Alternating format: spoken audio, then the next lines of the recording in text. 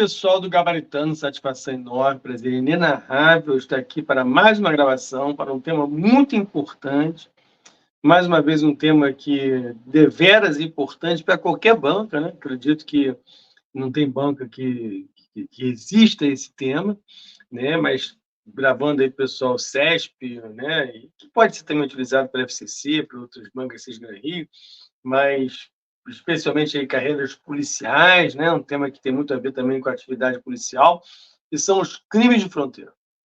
Os crimes de fronteira, né? Por isso elaborei aí um roteirozinho tipicamente Sebrasco, que vocês podem acompanhar, em que eu pergunto sobre os desafios enfrentados, né? A definição dos crimes de fronteira, e, além disso, de soluções possíveis, né? Que podem ser encontradas para tais crimes, né?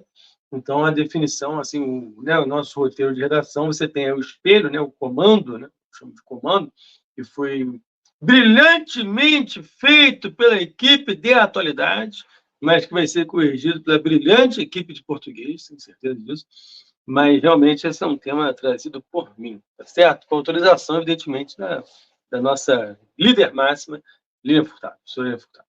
Quem fica um beijo para a dona Lilian Furtado e para toda a equipe do Gabaritano, que está nos bastidores aí, editando essas aulas, preparando essas aulas para chegar melhor para você.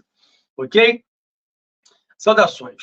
Vamos lá, então. Vamos começar, então, definindo quais são esses crimes, né? O Brasil, né, a primeira coisa importante citar aqui uma informação de geografia, apesar de eu ser formado em história, é que o Brasil tem 7.000 quilômetros de fronteira terrestres e marítimas, né? E, além disso, contando com as reentrâncias, né, com a geografia, com a topografia, são 9.200 quilômetros. Então, é um Brasil vasto, né? Um país que é o quinto maior em território do mundo e, portanto, fronteiras vastíssimas e desafios enormes, né? Porque realmente garantir a segurança dessas fronteiras é realmente algo desafiador para qualquer país. Imagina para um país de dimensões continentais, como é o caso do nosso querido Brasil, nosso amado Brasil. Então, esse é um tema que eu acho realmente próprio da gente, né? Próprio do Brasil. Lembrando, inclusive, que o crime organizado ele cada vez mais atinge uma sofisticação que jamais vista, né? O primeiro comando da capital, especialmente, é um grupo que tem uma atuação internacional.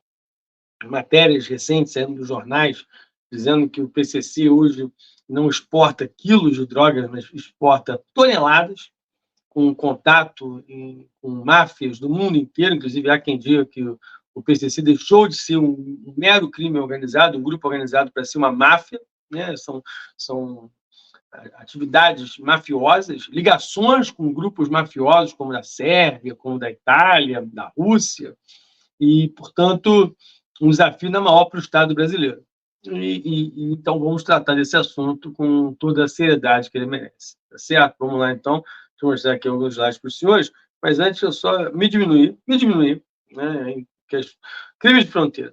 Explore os desafios e complexidades dos crimes que ocorrem nas fronteiras internacionais. Descubra como as autoridades lidam com esses casos delicados e as estratégias utilizadas para combater a criminalidade fronteiriça. Certo? Então, trouxe uma pequena introdução. Vocês também têm aí todo o conteúdo para, mais ou menos, ir respondendo já o que eu estou dizendo aqui, sistematizado. Nós aqui no Gabaritano somos muito organizados quanto a isso. Perfeito? Então, vamos lá. Definição. Os crimes de fronteira são aqueles que ocorrem em áreas limítrofes entre diferentes países, apresentando desafios específicos devido à sua natureza transnacional, termos bons, hein? E à diversidade de jurisdições envolvidas. Esses crimes envolvem atividades ilegais e atravessam as fronteiras nacionais, como contrabando, tráfico de drogas, tráfico de pessoas, lavagem de dinheiro e outros tantos que eu vou mostrar agora para vocês, né? Ó, principais crimes de fronteira. Aí já começa a listar alguns, né? Contrabando, tráfico de drogas, e de pessoas e armas, lavagem de dinheiro, pirataria, cyberataques. Esses crimes exploram a vulnerabilidade das regiões fronteiriças e causam danos econômicos, sociais e de segurança em escala global. Eu começo já a listar alguns tipos específicos, né? Por exemplo, importação ilegal, né? O contrabando de mercadorias, né? Ou seja, que não pagam impostos, né? Que entram de forma contrabandeada, né, e, portanto, não por meios lícitos, né, são os descaminhos, né, nós temos aí o crime de descaminho, que a Polícia Federal trabalha muito em cima disso, e aí, sem pagamento de taxas, cumprimento de regulamentações, né, entra sem verificação se o produto tem ou não qualidade, se ele vai ser nocivo à população, né, isso é uma questão importante, né, você ter toda uma fiscalização, não só para a questão da aduana, não só para a questão da alfândega, em termos de grana, mas também da qualidade do produto, né? Você vê, por exemplo, o contrabando de cigarros pirateados, né? Cigarros que ainda são mais nocivos ainda, ou bebida adulterada, né? Então, isso entra pelas fronteiras. É claro que muitas desses produtos que eu estou citando são feitos dentro do próprio país, né? A bebida adulterada, né? O cigarro pirata, mas muitos deles vêm de fora. A indústria paraguaia, por exemplo, é reconhecida por isso, sem nenhum estereótipo, né? Na própria Bolívia também, que é rota mais de drogas também, assim como o Paraguai, países que são notadamente conhecidos por isso. A Bolívia, Colômbia e Peru são grandes produtores de cocaína, né? E tem a chamada Rota dos Solimões, que é justamente uma rota em que a cocaína mais pura do mundo e, portanto, a mais valiosa, né, para o mercado, ela entra justamente por essas nossas fronteiras. Então, a cocaína não é feita no Brasil, ela vem de fora. A maconha, ela Paraguai, né? O Paraguai é reconhecido também como um polo de exportação de maconha, por mais que no Brasil também tenhamos a produção interna de maconha, né? A maconha, por exemplo, você tem um polígono pernambucano, né, onde você tem a produção de maconha, que é conhecida também, fora em outros lugares do Brasil. Mas as drogas sintéticas também, que notadamente vêm da Europa, de laboratórios mais avançados, entram no Brasil pelas fronteiras também, e também droga sintética é feita aqui, né? Também é bom que se diga. Talvez aí dessas drogas todas, a cocaína é a única que vem de fora mais deliberadamente, né? As outras têm produção interna, mas também, evidentemente, vem de fora. O tráfico de drogas é um problema, né? A importação legal, o tráfico de drogas em seguida, eu coloquei ali, essa atividade criminosa alimenta o vício, a violência, causando danos significativos às comunidades afetadas, né? No caso, o Brasil. E aí os impactos negativos, né? Tanto contrabando de mercadorias quanto tráfico de drogas tem impactos negativos, significativos, tem a perda de receitas do governo, atividades criminosas, exposição da comunidade a substâncias perigosas e a violência relacionada. Tráfico de pessoas, né? Essa é uma outra questão também grave, né? Que deve ser levada a sério. Definição: o tráfico de pessoas é um movimento ilegal de pessoas através de fronteiras para exploração laboral, né? Trabalho, né? Trabalho escravo, né? Trabalho análogo à escravidão, né? Sexual e outras formas de abuso. E eu vou acrescentar uma aqui que não está dita no texto, que é o tráfico de pessoas que a polícia também considera nos seus cursos de formação, ela trata dessa forma, tráfico de órgãos humanos, de órgãos, tráfico de órgãos. Tráfico humano, né, quando a gente fala tráfico humano, envolve pessoas vivas e também de órgãos humanos. E a gente sabe que existe esse mercado, né? É uma coisa realmente macabra, né? Mas realmente acontece, né? Se você, por exemplo, tem um ambiente terrível, né, da dark web, da deep web, e você encontra esse mercado, inclusive, muitas vezes anunciado dentro do mundo cibernético. Não é uma coisa que a polícia tem a dificuldade de encontrar hoje, não. Já foi mais difícil no passado. Perdão. Já foi mais difícil no passado, mas hoje a polícia, com tecnologia, consegue muitas vezes encontrar esses grupos que atuam nesse ambiente cibernético clandestino, né? Então, está aí o tráfico de humanos, né? O impacto, né, em relação ao tráfico de pessoas. Essa prática viola os direitos humanos, claro, né? E a dignidade das vítimas que são submetidas a condições humanas e exploração. Você tem, por exemplo, outra questão, né? Os coiotes, né?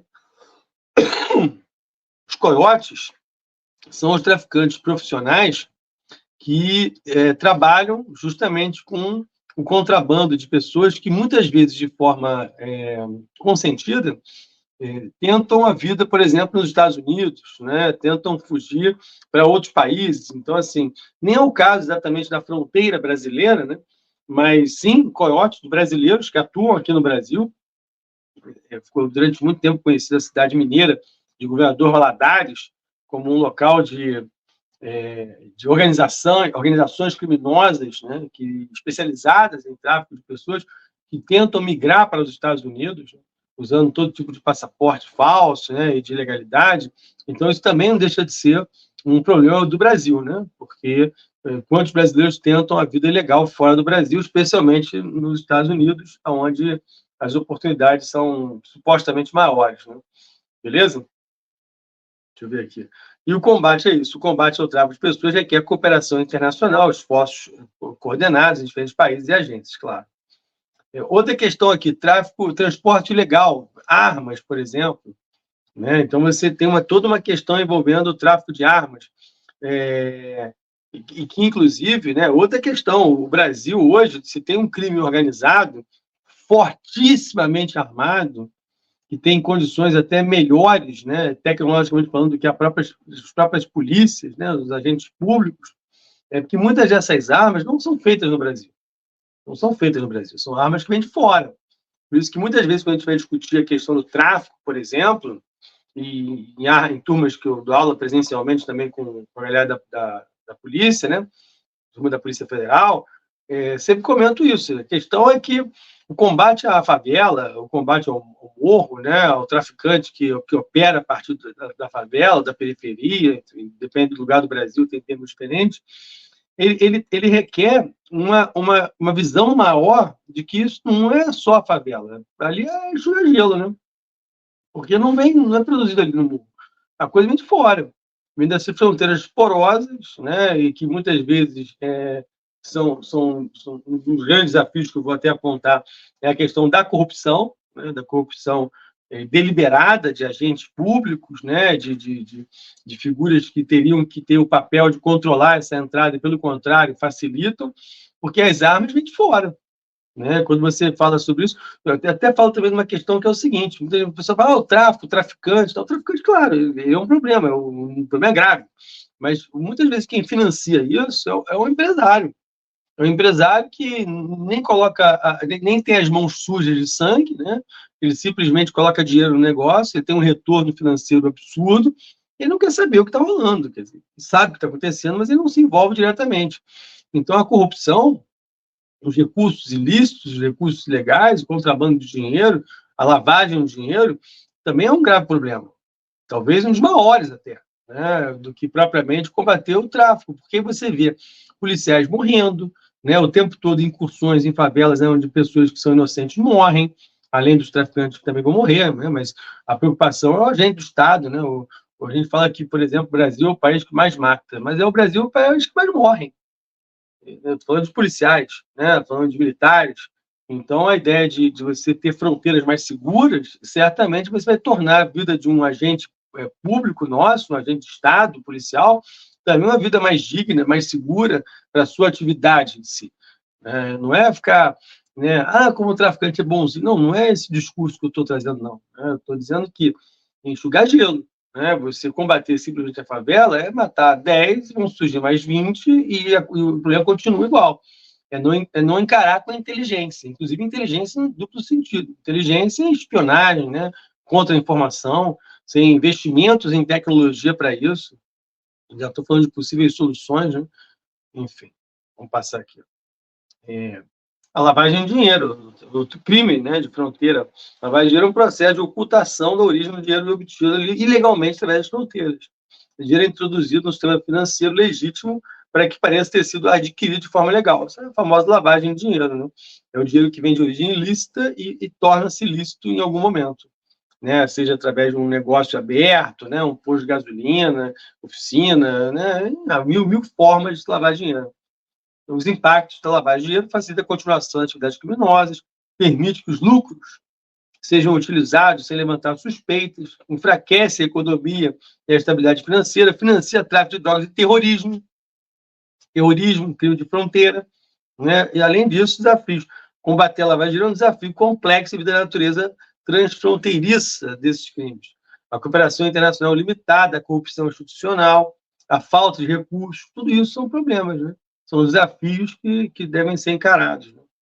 Enfim, tráfico de animais, né? Tráfico de animais e produtos naturais. né? Essa é uma outra questão também importante, né? Animais silvestres, né? Esse é outro crime de fronteira.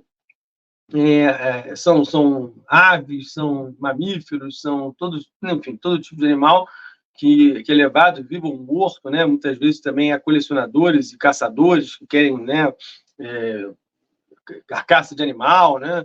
Infelizmente, isso até pouco era até legalizado em aviões, né? Se o cara caçava na África e podia trazer a carcaça do bicho, hoje as companhias aéreas se sensibilizaram quanto ao tema e não permitem mais, né? O tráfico de animais e produtos naturais. Eu lembro, por exemplo, de muitas vezes você ter um tráfico de substâncias que são extraídas da natureza, da Amazônia, por exemplo, vou usar o exemplo da Amazônia, e que vai servir, por exemplo, como substância para a produção de anestesia para neurocirurgias. É o caso, né? Eu lembro do caso de um holandês, deve ter já uns 20 anos isso, que foi preso no Brasil porque estava extraindo uma substância que era levada para a Europa, patenteada lá fora, e era usada para neurocirurgias como anestésico. Você imagina o custo disso, o valor disso, e quanto que a gente perde. E aí eu vou tocar numa ferida aqui que tem que ser tocada. Muitas vezes o próprio Brasil, ao não investir em pesquisas, não investir nos estudos, né, e garantir bolsas para que estudantes possam, né, e pesquisadores possam desenvolver esse tipo de pesquisa, a gente perde. Né? A gente teve que assistir o Japão patentear cupuaçu, cupulate, açaí, perdeu a patente, né? Até porque é uma cara de pau do Japão. Mas, às vezes a culpa também é nossa. Né? Ao muitas vezes não olhar para a Amazônia como um local não de exploração insustentável, mas de uma exploração sustentável, em que você não vai destruir a Amazônia, pelo contrário, vai preservar, mas vai tirar dela recursos que vão ser utilizados de mil formas, né? Garantindo recursos para esse país. Então, essa é uma saída, né? Fora a crueldade com os bichinhos, né? Você vê essas imagens aí tristes, né? Eu coloquei assim, não é para chocar, mas é uma realidade, né? Infelizmente. Então, ó, pirataria e roubo de propriedade intelectual, que eu estava falando agora de produtos nossos que são patenteados lá fora. Né? Então, importação ilegal de produtos falsificados, roubados, exportação ilegal de produtos pirateados, né? Perda de receita, danos à propriedade intelectual, né? E por isso vai ser feito o combate à pirataria, né? Apreendendo mercadorias falsificadas, coibindo a circulação ilegal desses produtos. Beleza? Show. Cyberataques e crimes digitais. Olha que interessante, hein? Criminosos utilizam tecnologias avançadas para realizar ataques cibernéticos, como invasão ao sistema, roubo de informações confidenciais, extorsão através de fronteiras. Elas aproveitam a diferença entre legislações, né, de países, né, em relação à cibersegurança, que é uma coisa que está ainda engatinhando, apesar da internet já estar estabelecida, né?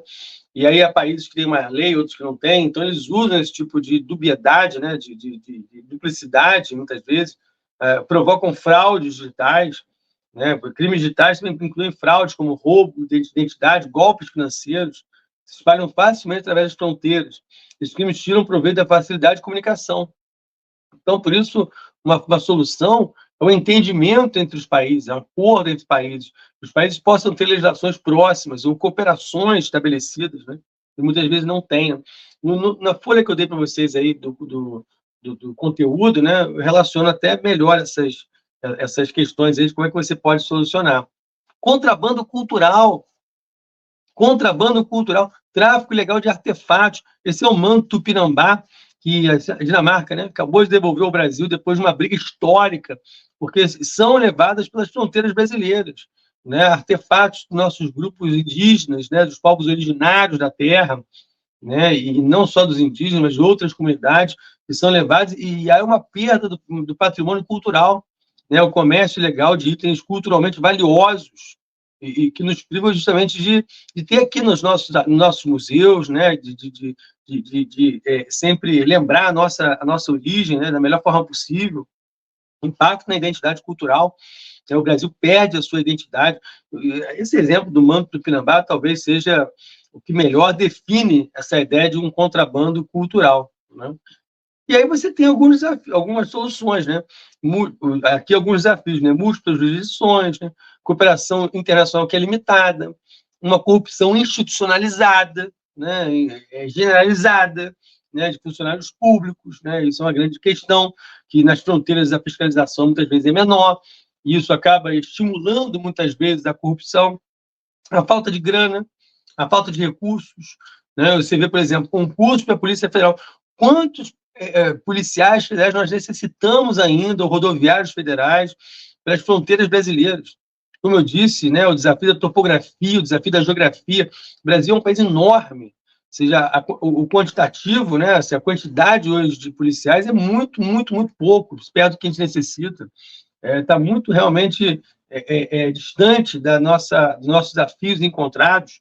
Então, por exemplo, estimular novos concursos públicos, né, e aqui, claro, que nos interessa isso, né, para você que está estudando, a ideia também de que, tanto é que você vê que muitos concursos da Polícia Federal, você vai para a fronteira, você vai para a fronteira. O policial rodoviário também, a Polícia Federal também. E aí, depois de um tempo, muita gente quer voltar para o local de origem, né, que é sei lá, um estado do Nordeste, um estado do Centro-Oeste, Sudeste, e acaba voltando depois de algum tempo. Mas normalmente vai lá para o Norte, né, ou vai para outras fronteiras, né, do próprio Centro-Oeste também, claro, tem fronteira no Sul, mas a ideia é mandar para as fronteiras brasileiras. O contrabando é muito grande, né, é muito grande. E aí, as possíveis soluções, a cooperação internacional reforçada, né? Você ter países que possam compartilhar informações, que podem realizar operações conjuntas. Essa é a ideia de cooperação internacional. O uso da tecnologia, drones, né? Sistemas computadorizados, você ter todo o uso de radares, né? Então, coisas especificamente tecnológicas, né? Combate, fortalecimento das capacidades locais. Você pegar também as instituições locais que já existem, ou aqueles agentes que estão lá, e capacitá-los ainda mais, né? Mostrar a peculiaridade desses crimes, né? E daí, evidentemente, torná-los mais profissionais e mais preparados. E a legislação harmonizada, né? O desenvolvimento de leis e tratados internacionais que possam extraditar criminosos, né? Que possam abordar de forma eficaz o combate a esses delitos. Beleza, galera? Acho um tema realmente fundamental para a prova de vocês e espero ter trazido algum tipo de luz para esse assunto, tá ok? Um forte abraço a todos e eu aguardo no próximo vídeo. Valeu, galera!